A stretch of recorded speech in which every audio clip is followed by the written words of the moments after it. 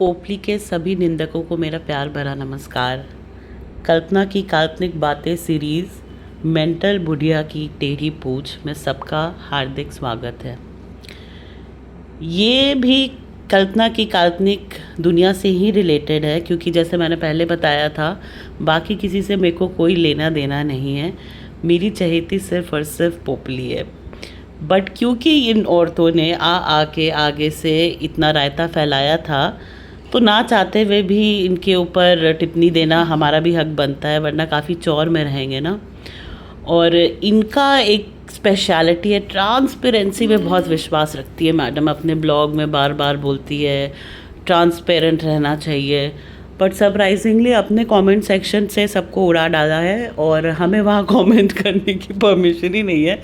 तो जो भी बातें ये बोलती है उसको चेक करने के लिए हमारे पास कोई ज़रिया ही नहीं है। तो ना चाहते हुए भी आज इनके ऊपर अपना वक्त बर्बाद करना पड़ेगा इस मेंटल बुढ़िया के ऊपर। पर उससे पहले अपने बारे में दो चीज़ें बता दूँ। वो ये है कि अनलाइक इन लोगों के, हम बहुत ट्रेडिशनल वेल बिहेव्ड फैमिली से आते हैं, जहाँ पे लोगों को उनके उम्र का लिहाज किया जाता है, एक तमीज़, एक तहज़ीब से पेश आया जाता है। उनकी उम्र ही एक डिफाइनिंग फैक्टर होती है जिस पे हम ऑटोमेटिकली सरेंडर कर देते हैं। बट क्योंकि ये औरतें इस बात का नाजायज़ फ़ायदा उठाने लग गई हैं और अपनी उम्र का लिहाज लोगों को रखने नहीं दे रही है, तो ना चाहते हुए भी इनको कठघरे में लाना पड़ रहा है। पर ये हमारा अपब्रिंगिंग नहीं है, ये सिर्फ़ और सिर्फ अंकल और आंटी के ऑनर में कर रहे हैं। और दूसरी बात ये कि हम हैं देवी भक्त, और आपको पता ही है हमारे सनातन धर्म में 10 महाविद्याएं और 9 देवी का स्वरूप है जो माना जाता है। उन 10 महाविद्याओं में से 7वीं है धूमावती, जो एक विधवा के रूप में है और वो लोगों को डायरेक्ट सीधे इस संसार के मोह माया से जल्दी इजाज़ दिलाती है। तो शायद इन लोगों को जो इस स्टेज में पहुंचते हैं अपने जीवन में किसी कारण से, जो मार्ग पे इनको चलना है उस पे चलने के बजाय कुछ और ही कर रहे होते हैं, तो माँ धूमावती के टूवर्ड्स समर्पित है मेरा ये व्लॉग, जहाँ इन औरतों को जो अब विधवा के अवतार में हैं, इनको सही मार्ग पे धक्का मार के पहुँचाना, क्योंकि अपने से तो ये तैयार है नहीं अपने जीवन का सत्य समझने में और आगे इनको क्या करना है वो समझने में। तो इस पर्पस से हम ये व्लॉग शुरू करते हैं, जहाँ पे महीनों का फ्रस्ट्रेशन आज निकाला जाएगा इन देवियों पे। इनका व्लॉग आज तक कभी 2 मिनट से ज़्यादा हम देखे ही नहीं हैं। इसका बॉडी लैंग्वेज, इसके चेहरे का एक्सप्रेशन और इसका हाव भाव किसी नॉर्मल आदमी का मेंटल स्टेटस बिगाड़ने के लिए काफ़ी होता है, और नॉर्मल कोई इंसान इनको टॉलरेट कर ही नहीं सकता। क्योंकि आज ये रिएक्शन बनाना था, तो इन ऑल दीज ईयर्स पहली बार बैठ के इसका 17 मिनट का बकवास सुने हैं, और इस 17 मिनट के बकवास को आधार बना के इसके मेंटल हेल्थ का खुलासा करेंगे, जो कि काफ़ी इंटरेस्टिंग होने वाला है। पर उससे पहले जो टिप्पणी इसने हमारी प्यारी पंचू के ऊपर दी थी उसका जवाब देते हैं, तो वो एग्जाम्पल हो जाएगा कि इसका मेंटल हेल्थ खुद कितना हिला हुआ है। और सबसे बड़ी बात, मेंटल हेल्थ इतने बार ये बोल रही है और उसके बाद ये बोल रही है मेंटली हेल्थ। तो ना तो इन लोगों को कुछ पढ़ाई लिखाई का ही आता है, ना तो समाज का ही आता है। ये इतने साल धरती पे पड़े, पता नहीं क्या ही अक्यूमुलेट की हैं, और अपने आप को इतनी तोप चीज़ on the basis of what exactly समझती है, ये अपने आप में ही काफ़ी आश्चर्यचकित बात है। और मेंटली हेल्थ इस औरत का तो छोड़िए, कैमरा पर नोज़ डिग करना, बर्प्स लेना, गैस की भी प्रॉब्लम है। गैस की प्रॉब्लम ऑब्वियसली होगी, क्योंकि इतना ज्वालामुखी जो अंदर भरा हुआ है, तो उससे ऑब्वियस सी बात है कि गैस भी निकलता ही है। तो ये लोग को ना एटिकेट आता है, ना ही एम्पैथी आता है, मेंटली हेल्थ के बारे में बात करना आता है। ये एक्चुअली कल्पना की काल्पनिक यूनिवर्सिटी की ही प्रोडक्ट है। उससे अलग नहीं है, इसीलिए ये इस तरह की हरकतें करती है। इसने पंचू के बारे में कहा कि आईफोन उसे रोड पे मिला था।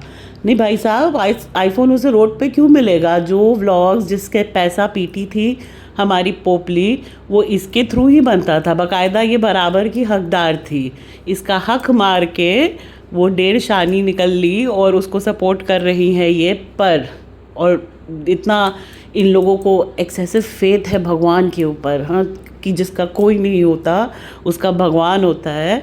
पर इन अंधों को दिख नहीं रहा है कि ये भगवान का न्याय ही चल रहा है, कि जिस चैनल का इस्तेमाल किया उसको मिसयूज़ किया, उसके व्यूज़ ही बता रहे हैं कि उसकी अर्निंग कितनी हो चुकी होगी। तो किसी का हक मार लेने से वो भले ही आपको उस समय नहीं देना पड़े, लाइफ लॉन्ग चुकाना पड़ता है, उस कर्ज से आप मुक्त नहीं होते। और कर्जदार तो ये और पोपली जन्मों की है, तभी ये आज इस स्थिति में है, पर ये मानना नहीं चाहती है, ये बात वो अलग चीज़ है। जन्मों का कर्ज लेके ये आई हैं और इस जीवन काल में भी दूसरों का कर्ज ही लेती चली जा रही हैं। और जैसा कि होता है ना, जब कोई किसी का खा पी लेता है तो उल्टा वही चौर में रहता है, बजाय कि हम्बल रहे कि हाँ भैया इन लोगों का हम पे एहसान है। इन दोनों की कहानी कुछ ऐसी ही है। तो पंचू को वो आईफोन रोड पे नहीं मिला था, वो उससे मच ज़्यादा डिज़र्व करती थी जो उसको नहीं मिला। तो इससे आप जवाब ढूंढ के लाइए कि आधा अधूरा नॉलेज ही क्यों पसंद आता है आपको। ये भी आपकी काल्पनिक यूनिवर्सिटी की ही टेक्निक है कि पेपर आधा लिखो या क्वेश्चन कुछ हो तो उसका जवाब कुछ दो।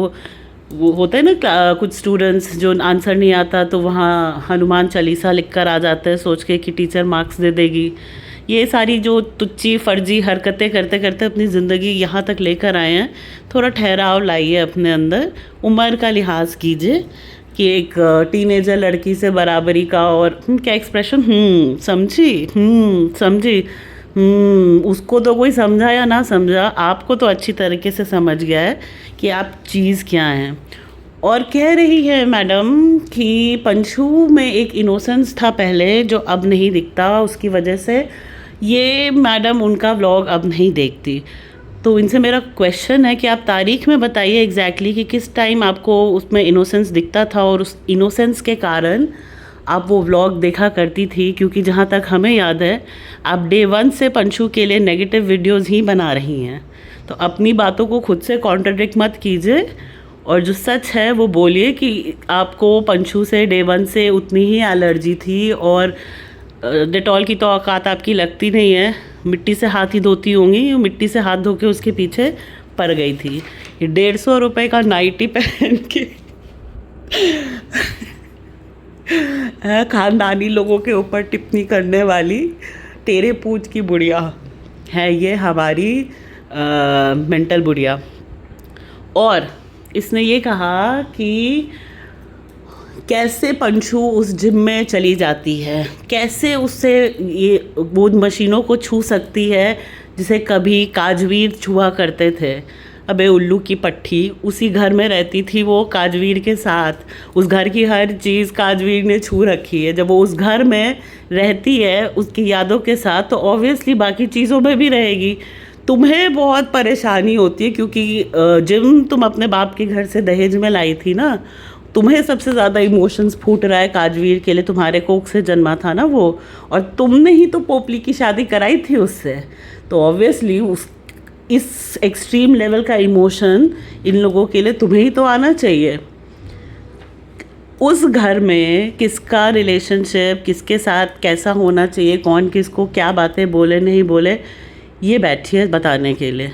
खुद के इसके आगे पीछे की स्टोरी तो मेरे को पता नहीं, पर जहाँ तक लोग कहते हैं कि शायद खुद के बेटे के साथ नहीं पटता, बेटा बहू अलग रहते हैं, खुद के बच्चों के साथ तो कोई रिलेशनशिप डायनामिक है नहीं, और दूसरों के घरों में जा के टिप्पणी दे रहे हैं कि किसको कैसे रहना चाहिए। कह रही है कि आंटी ने पोतियों को तो कुछ नहीं दिया पर इसे आईफोन देंगी। आंटी ने पोतियों के लिए अपना बेटा कुर्बान कर दिया, सबसे बड़ी बात तो वो है। और अभी तक अगर ये बात इन्हें समझ नहीं आई है तो मेंटल हेल्थ तो छोड़ो, इनका आईक्यू भी काफ़ी क्वेश्चनेबल है। और उसके बाद सबसे फ़नी बात कह रही है कि जो जैसा करता है वो उसके चेहरे पे दिखने लगता है। तो शायद मैडम के घर शीशा नहीं है और ये अपनी शक्ल देखती नहीं है।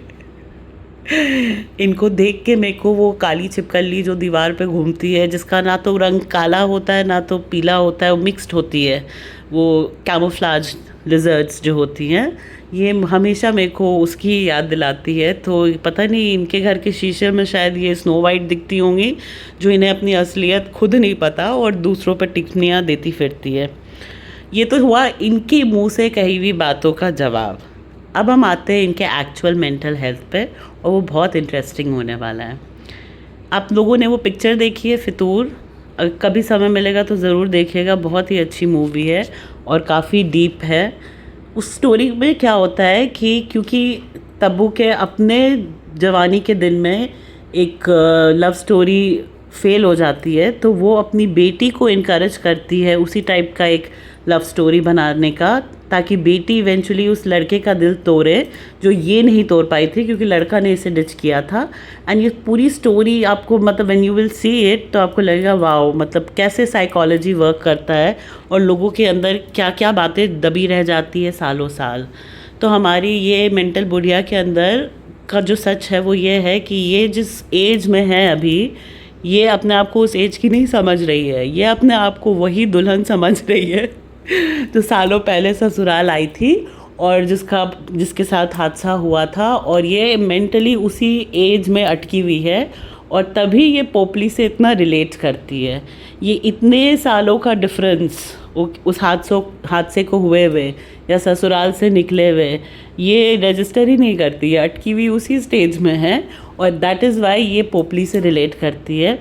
और पोपली फेक आईडी से इसके चैनल पे खूब कमेंट करती है, अपने दिल का हाल बताती है, जिसको पढ़ के मेरे को इतनी हंसी आती है कि दोनों खोए हुए प्राणी एक दूसरे का सहारा बने हैं नेगेटिविटी के लिए। ठीक है, ससुराल से निकल के सारी दुनिया जी लेते हैं, हर चीज़ कर लेते हैं, लेकिन सालों पहले ससुराल में जो हुआ वो इनके दिमाग से नहीं निकलता। तो ये खुद बहुत स्टक है और इन्हें काउंसलिंग की ज़रूरत है। तो दूसरे के मेंटली हेल्थ पे इतना परेशान होने के बजाय खुद के बारे में 4 बातें जान लेना उनके लिए बेटर होगा।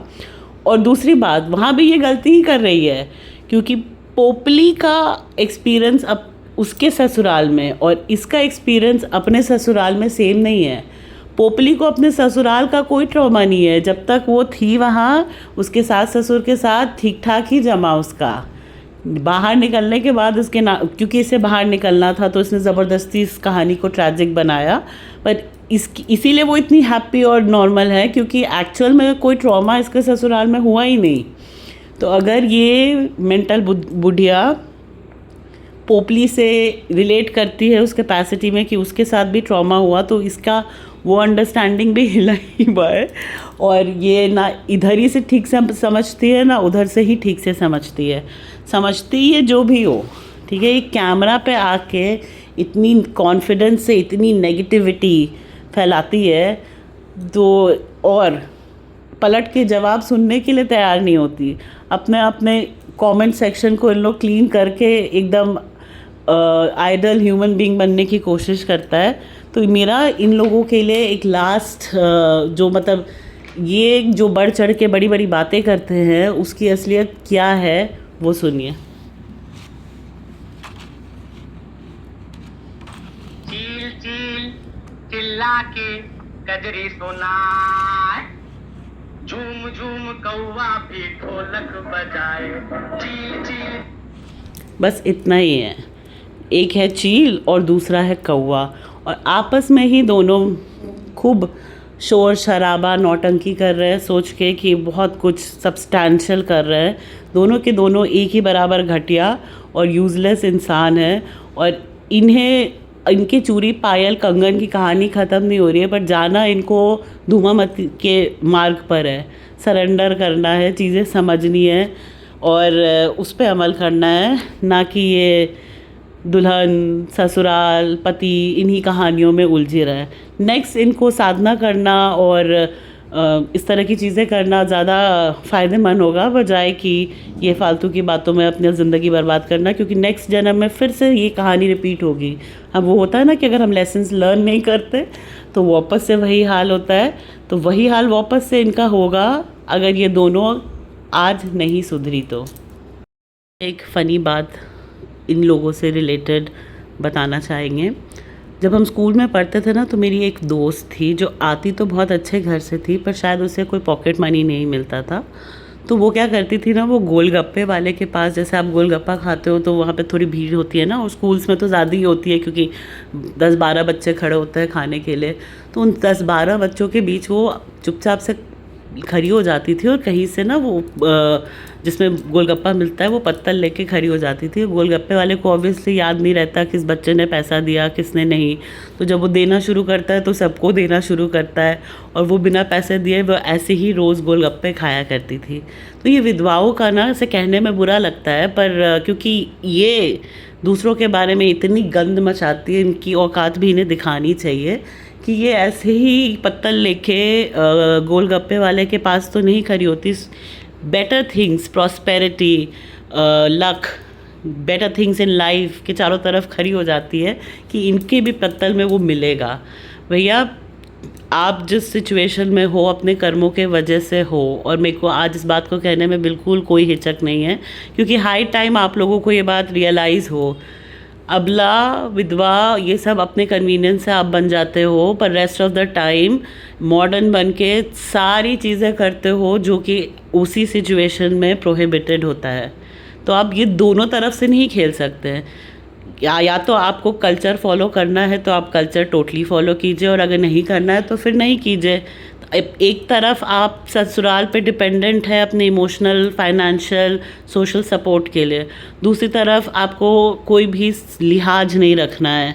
ये फ्री के गोलगप्पे लाइन में लग के खाना छोड़िए, अपनी औकात समझिए, अपनी लाइफ की सिचुएशन को समझिए और उस हिसाब से बिहेव कीजिए। किसी ने आपका कर्जा नहीं खाया है, विडो आप लोग हुई हैं, इसमें हमारी कोई गलती नहीं है, किसी और की कोई गलती नहीं है।